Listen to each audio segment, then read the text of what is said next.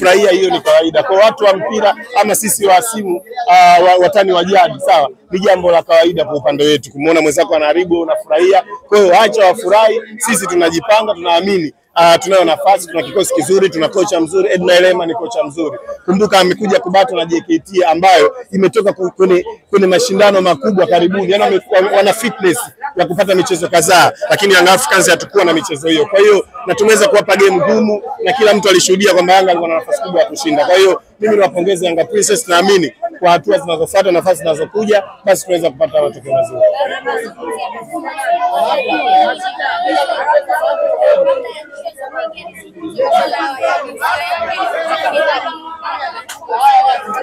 Ya, inawezekana kwa Jenini leo amewaonesha TFF, amewaonesha bodi ya ligi na wale wote ambao walitumia nafasi hiyo kwa ajili ya kumharibu kisaikolojia kwamba yeye yupo imara kiasi gani, ameandaliwa kiasi gani, na pia ana mashauri na makocha ambao wanajua kumjenga mchezaji kiasi gani.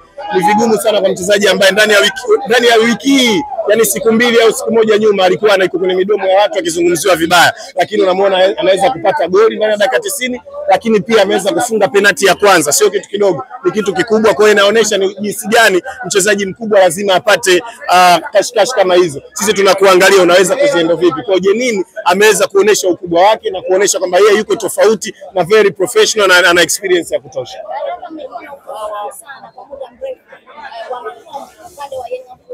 Yeah.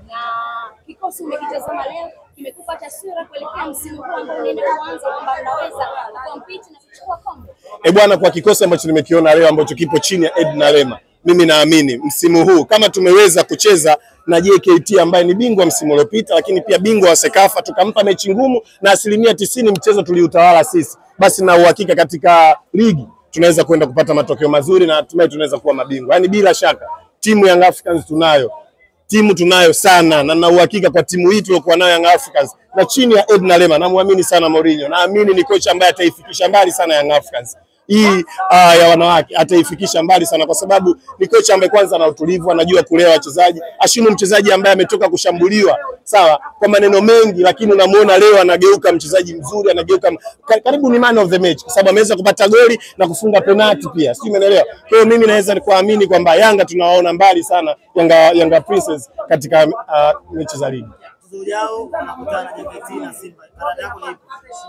Mchezo ujao anakutana JKT na Simba. Bwana, mimi kiukweli ukitoa Young Africans, JKT na wakubali sana kwa sababu ni timu ambayo ina vijana wengi, ni timu ambayo wamekaa kwa muda mrefu, wana muunganiko wa muda mrefu, lakini pia wana chachu ya kupata mafanikio. Kwa hiyo tusipokuwa watu wa mpira kuwapongeza na kuona kwamba pengine wanatoa competition iliyo sahihi katika vilabu vyetu, tutakuwa ni wachoyo. Kwa hiyo mimi naamini kwa Yanga ameweza kucheza naye hivi JKT, sawa, na akaweza kupata ushindi mbele ya Yanga, basi mimi naamini Simba ni mteremko tu kwa JKT. Mimi siamini kama Simba iko bora zaidi ya JKT. Siamini kabisa, na hakuna mtu ambaye anaweza kuamini kwenye hilo. Tutakutana, tutakuwepo, tutaangalia, na naomba baada ya mechi tuonane vile vile.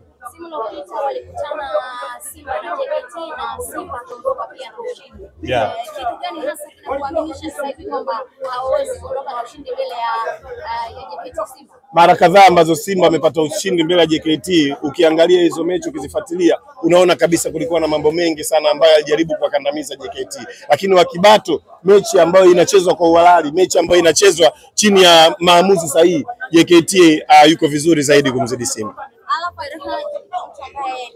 Kusema kwamba Young Princess muulize yeye kuhusiana na Yanga kuwa na ubingwa.